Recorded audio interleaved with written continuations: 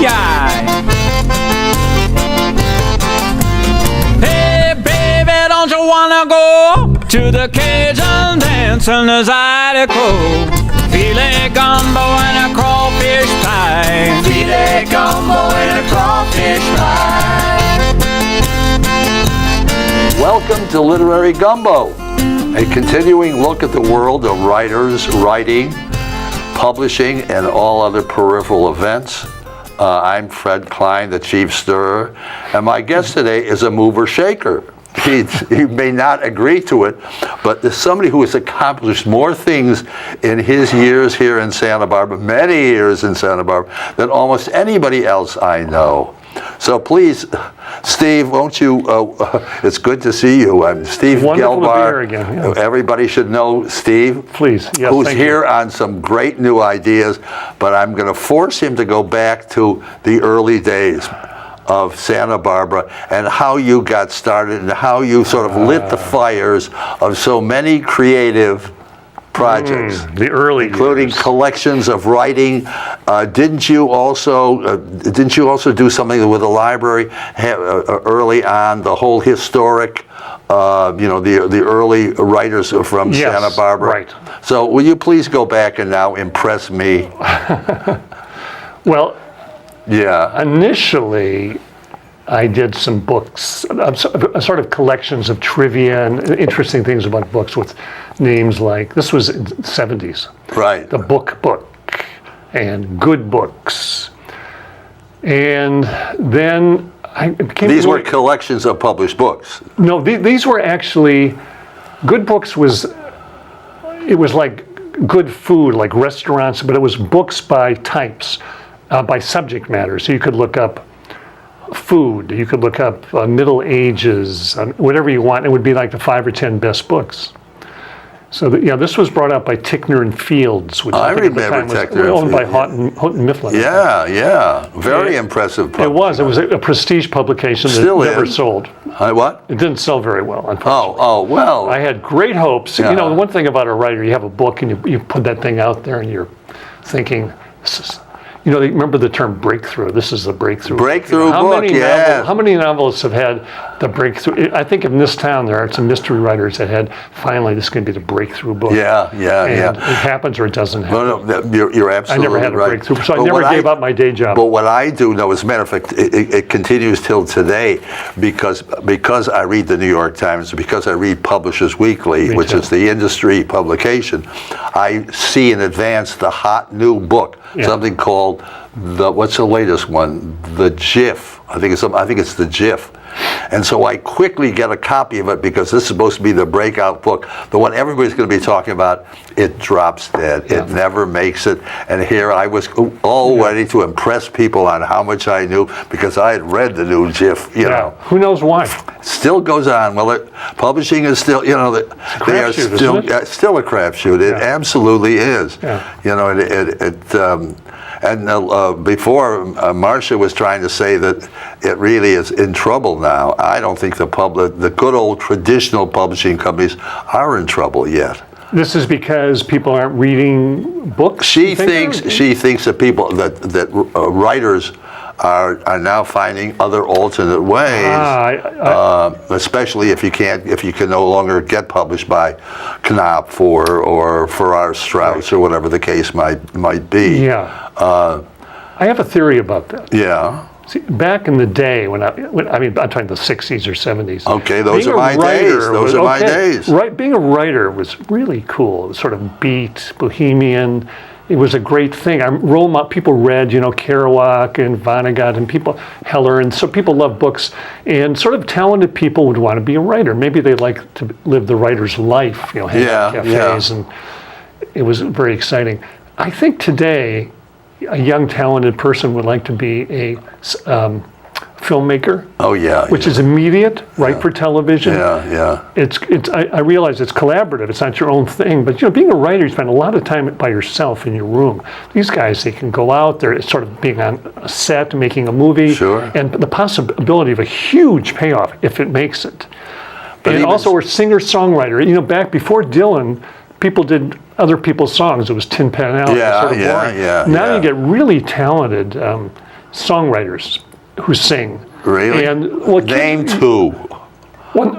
I haven't found Joni Mitchell, all those people. but that was a period. Before that, people like Sinatra, they would do other people's songs. Now you have to write songs. That's my period. Was the but Sinatra since then, I don't keep up, but the people that are popular write their own material. Yeah, people listen. I'm not talking about But rap. again, just look at Hamilton. I mean, Hamilton was rap. Right. Was pure rap, except for two songs, which were totally Broadway songs in the middle of this whole thing. But I mean, it was just mind-boggling. It was so wonderful. Yeah, it was. You were surprised. And yet, I can't believe that rap can become a continue part of the whole Broadway musical era, because musically it's still very narrow. It's the lyrics that are the exciting. Right. I don't think it's going to take over Broadway. And rap is just one segment of pop. Yeah, but it's what Hamilton is, and it's what really. But there's still people that are sort of the heirs to the folk tradition. Oh yeah. You're right. You go back. But their lyrics are interesting. Yeah. Oh yes. It's not Moon, June, Croon, Spoon. Yeah. So I think somebody that wants to write might rather be a songwriter. You know what? My brother is the first one in Los Angeles is finding schools that can have curricula to develop people to write Broadway musical shows. USC, UCSB, USC, UCLA, Santa Monica College. He now has programs that are beginning to develop. This is the first year. Develop people to develop Broadway stuff. That's wonderful. Yeah. No place else in the country does it happen. I think it totally went off. Let's get back to you. We're not going to get to you at all. Oh no, about books. So I wrote these are books about books. That's right. Then I became interested in Santa Barbara. When people move to Santa Barbara, they become enamored with the history and the beauty. And I wanted to do some anthologies about Santa Barbara. And so I did a couple of these called Tales of Santa Barbara, from Adobe Days to Sue Grafton. And then I did a follow-up that was very successful locally. I mean, who published it? John Daniel. John Daniel was among the last of the real publishers here in Santa Barbara. Now he's in McKinleyville. Up there somewhere, yeah. He still publishes that. Yeah. And then Dean Stewart, who I did one of the books, who was a writer with the News and Review, which was before the antecedent to the Indie. And he would do pieces on literature, a very interesting guy. And we thought we should do a book about, this was an actual book, not an anthology, of history of literary Santa Barbara. Starting with, go back to the Chumash folk, you went tales. back that far? Well, we said if literature can also include the spoken word or narratives, you could go back. And many of these were published and printed. But mainly the early days all the way up to the present day, which was the 80s at the time. And, I really felt a lot of these are obscure writers most people haven't heard of, but they were here. But you did have some very impressive writers, right? In the early... That lived here? Yeah. I mean, besides Ross McDonald, going back before... Right. What the heck was I reading that Aldous Huxley spent some time out here? There were people who were here. The book could have turned out to George Washington slept here, like so-and-so slept 2 days here. I mean, almost anybody who came to California driving between here and LA and San Francisco would have stopped here. I try to avoid that. I mean, Huxley he was at UCSB, he did a Regents lecture. DJ Palladino's new book includes that. I know. Actually, that's a fun book to read. Isn't it weird? I mean, that whole thing, I had him on the show. I bet you did. I wasn't here at the time it takes place. Yeah. It's so because some of it's bizarre. I mean, he just it's just amazing that what he was able to do with that 1958-59 Santa Barbara. Yeah, it was a lot of fun. Yeah. Well, go back to. So I found these people who were here, their names were written in water. Nobody remembers them. A lot of them. All right. So I thought if we only had one book that actually remembered them, because most of the stuff we dug out of old files in the newspapers, and we talked to a lot of older people who were old then, asking them to remember what it was like back in the day. Yeah, sure. Because we had things like Mountain Drive, and Bobby Yes, Hyde, all that whole world. section. That whole, And Bill Richardson. And it went up to the modern day, Grafton, T.C. Boyle. Tom Boyle, yeah. But there was an era which was exciting, which was when Ross McDonald, there was a writers group that would meet That whole, they used to have lunches, yeah. Yes, and they were... Barnaby Conrad used to be part of that. There was a guy named Paul Ellerby. Give it back to the Lemon Growers. Yeah, Dennis used to do it. Dennis Lynn's was one. And when you went there, you'd think it'd be really high-minded literary discussion about serious stuff. Yeah. It was always about who's paying the biggest money, and this was during the golden age of magazine writing, when you could make a living writing for Collier's or Saturday Evening Post. You can really make a living as a freelance short story writer. Can't do that except for the New Yorker, who publishes short stories. We published Ross McDonald. As a matter of fact, I still am doing Ross McDonald Awards. Oh, that's continued. Yes, we started that year. We were involved with you. Well, last year we gave it to Dennis. This year we're going to give it to Fannie Flagg. Okay. I remember we started that, and I'm going over to a trophy shop. Right. That's where I've got to go. That's where I have to go. It was Ray Bradbury, wasn't it? The first one? Yes. To pick up to create the one for Fannie. Yeah. That's funny. Anyhow, go ahead. See, you were part of the vital part of got the trophy. Yeah. Well, yeah. Well, I think we came up with this idea of an award, which is actually a very clever idea because you tell a famous writer we're giving you an award, they show up. Sue, it's still in a lot of their bios. Is it really the prestigious Ross McDonald Award? They still use it. Okay. Yeah, believe it or not. Yeah.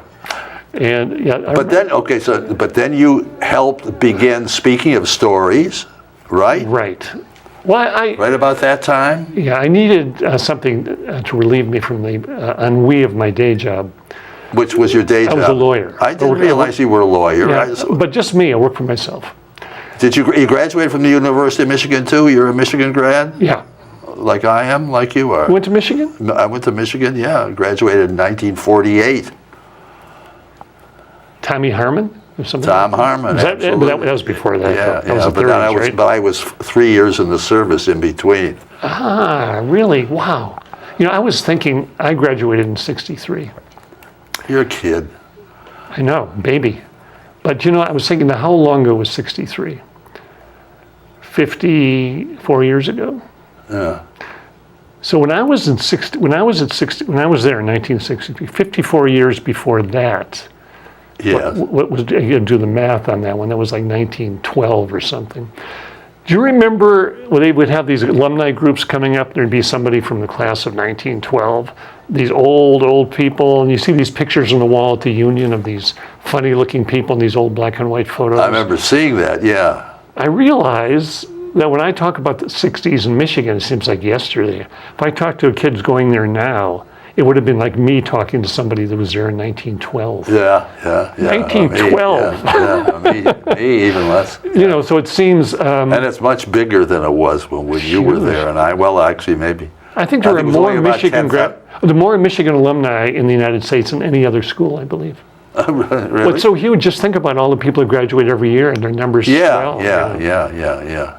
Anyhow, I didn't mean to interrupt. Okay. We're getting to Speaking of Stories, which is still continuing to this day. Anyway, I used to listen to selected shorts out of New York, where they would have actors reading short stories, just that, not acted out. And I thought it was great. And I listened to it on one of the local NPR stations because it was syndicated. And I said, wouldn't that be great if they came to town? But of course, they're not going to come to Santa Barbara. They didn't go anywhere except New York. And so I thought, well, why don't we do something like that? And the Center Stage Theater had just opened, and it was like this show committed to public access where you could actually rent it for a song practically. So I said, why don't we do that? And because I was doing anthologies, I knew a lot about short stories. I read Publishers Weekly and The New Yorker, and so I knew cool short stories. I knew nothing about actors. But it turned out there's a whole bank of actors, usually ex-Hollywood actors Yes, living in yes, Montecito, around here, dying for yes, something you to really, do. Yes, you really had it, you know. You better catch a falling star. Yeah. You know. And so I thought about a program. We could do 4 of them. You could rent it out. And maybe have 3 actors. And I asked somebody who were the actors in town. Well, there's no wait. Just before we went on, you were mentioning something you're doing now, and you dropped an actress's name that. Karen de la Peña. Karen, whatever happened to her? I used to somehow on my computer. I used to get updates from her when she moved away. She moved to New York City. So, and what's happened to her? Well, she pursued I'm sorry a career to there. jump up. No, yeah. And you say she's going to be here? She came back. She's happens to be in town. I didn't want to go there. Right. This weekend, whenever this shows. Yeah. Is the May. Speaking of stories, we do it 4 times a year. Oh, and she's going to be reading a story. Oh, right. Wow! Oh, wow! That was that. So yeah, it's her comeback.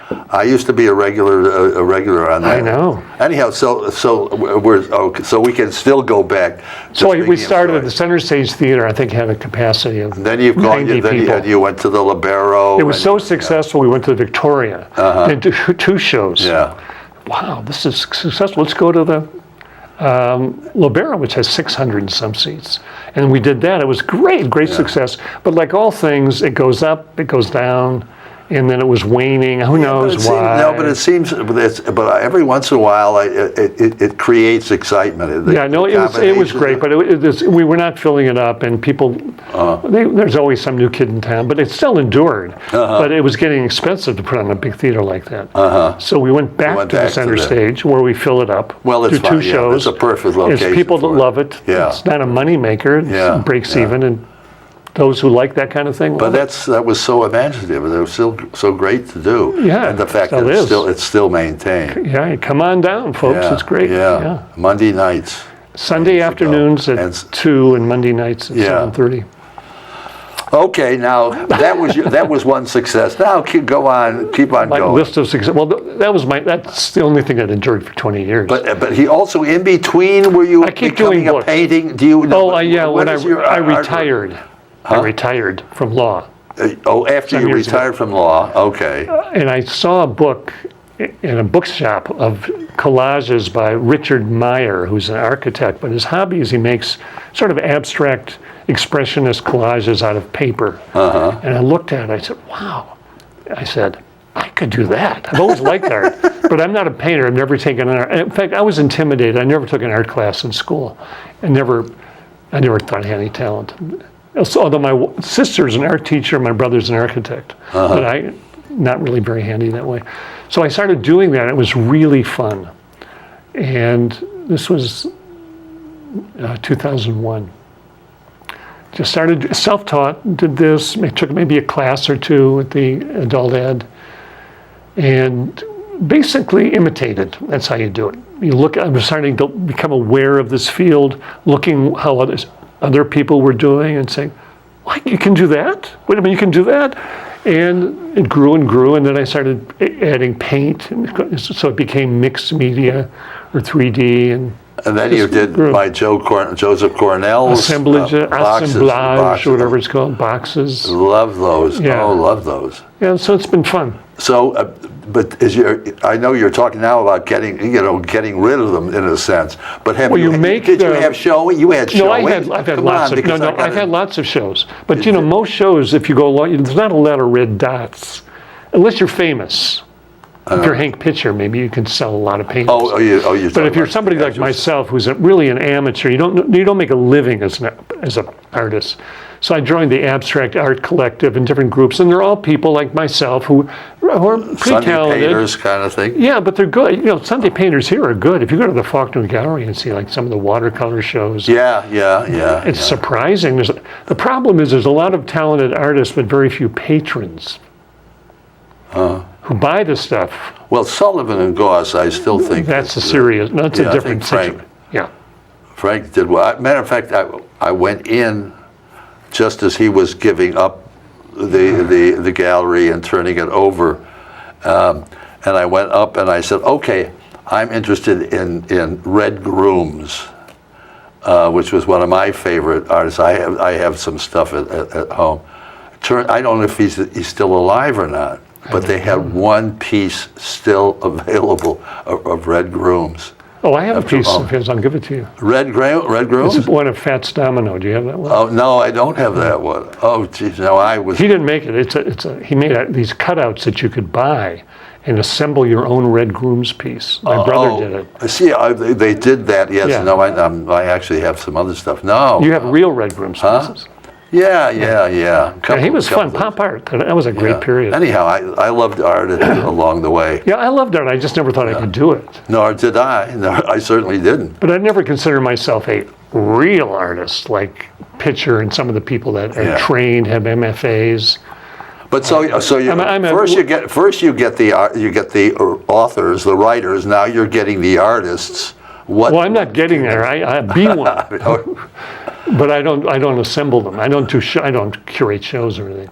But I've always done books. Yeah. I mean, so after doing these literary books, and I've done the Santa Barbara books, I did another one, which is Santa Barbara Stories, which was fiction, starting with Ross McDonald, going through T.C. Boyle, and having. Now these were all previously published. So these were actually short stories.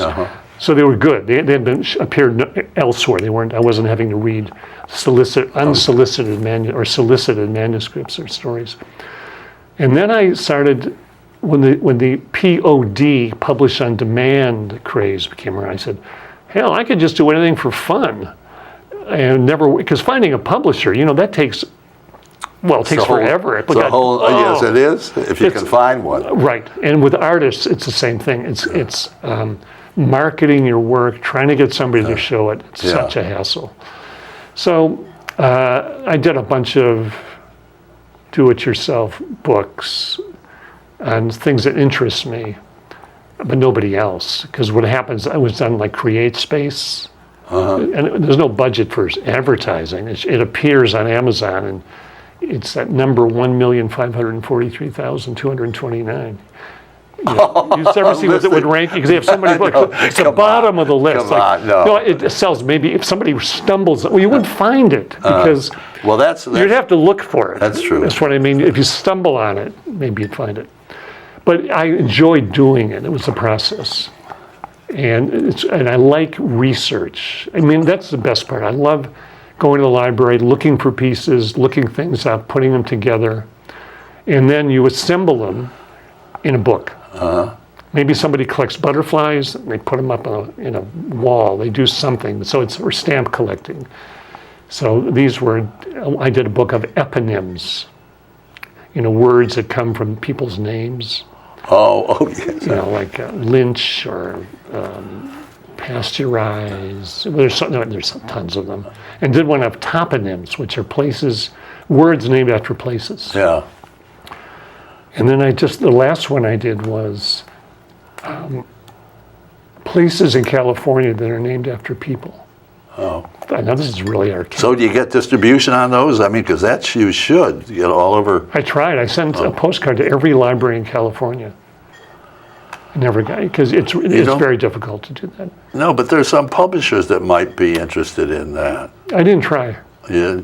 We got to talk about that because we only have 6 minutes left, and I want to talk about so do I. I want to talk about what's happening now. 6 minutes. Okay, so I'm doing this. No, so it turns out that the public library will be 100th in November of this year. Correct. And you're on a committee. Right. And tell me, okay, so I'm on the board of the Friends of the Santa Barbara Public Library. And when I heard about this, my anthology brain said, wait, we could have all these writers, there's so many writers in this town, write a piece about libraries in their life. Because, writers tend to have been library rats when they were kids. Sure. And so, but before I could do this, I needed to get a star attached to the vehicle, as we say in Hollywood, a name. Yeah. So I wrote to T.C. Boyle, who I know peripherally, who goes to the library a lot. He's a good guy. Good guy. Yeah. Say Tom. And also speaking of stories, he is so fabulous at speaking his own stuff. And he promotes it. So he said, would you write a foreword? I'd love to, Steve, old man. Yes, anytime, sure. great. So now I went to people saying, well, T.C. Boyle is writing the forwards. And so it sounds like, so some of these people said, wow, I could be in a book with T.C. Boyle? So then I just sent out invitations in November to every writer I could think of by email. Would you write a piece? You're not going to get paid. Think of it as a donation to our beloved library, and it'll be assembled in a beautiful book, and you'll get a free copy. That's about it. And they responded. They were thrilled. But getting some of the name writers was a little more difficult. They don't need to be in this book. But I got them. So some of the people in the book are actually... So how many, do you have any, what's the number, do you know?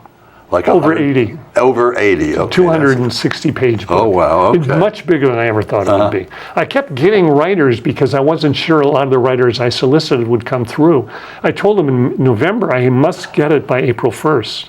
So in that period, I kept thinking, what if I don't get enough? And I get this very thin little book. So I kept getting more and more. And then it was over 80. It's a big book. And there's a lot I didn't get. A lot of people didn't answer. Really? Yeah, I was really surprised. I figured that Shelley didn't? No. Wow. A lot of people didn't, and I don't know why, because they never even answered. Yeah, well. Yeah. So there you are. And so but I have enough. And I also have a couple deceased writers. It turns out Ray Bradbury, who is not a Santa Barbara, but so well associated with the because town, of the Writers' Conference. The Writers' Conference, and he did so much. Yeah. He wrote this incredible short story about... It's sort of semi-autobiographical about the kid in the library and what a library he was needs he never went to college. He says he was educated in libraries. And so it was a great story. And I talked to, do you know Joshua Odell? No. He published Zen and the Art of Writing, this book that Ray Bradbury did. He has some rights in some of Ray Bradbury's stuff. He used to work for Nola Young. And he's a book collector. And I said, I'd love to get the rights to it. He said, oh, well, they're held by Don Cogden, he's dead now, but boy, he's tough. He ain't going to give you nothing. And so I wrote to them. Oh, and then I asked Joshua, who's the actual heirs to the estate? Well, he has these daughters, Ray Bradbury. And I said, I know Ray, he so loves Santa Barbara. I know his daughters would want you to allow us to do this. Good boy. And so I get this letter, you may have the rights to it. There's a big thing in November, right? That's a much bigger piece. That's done by the Library Foundation, which is a separate group. So it'll be, and the library has many activities planned between now and then. Well, I want to do a show just on the library because they're doing things now that I couldn't imagine. You could talk to some, Gumbo and crawfish pie. Tastes so good to say, ooh, yeah, yeah. Hey, baby, don't you wanna go to the Cajun dance in the Zydeco? Filet gumbo and a crawfish pie.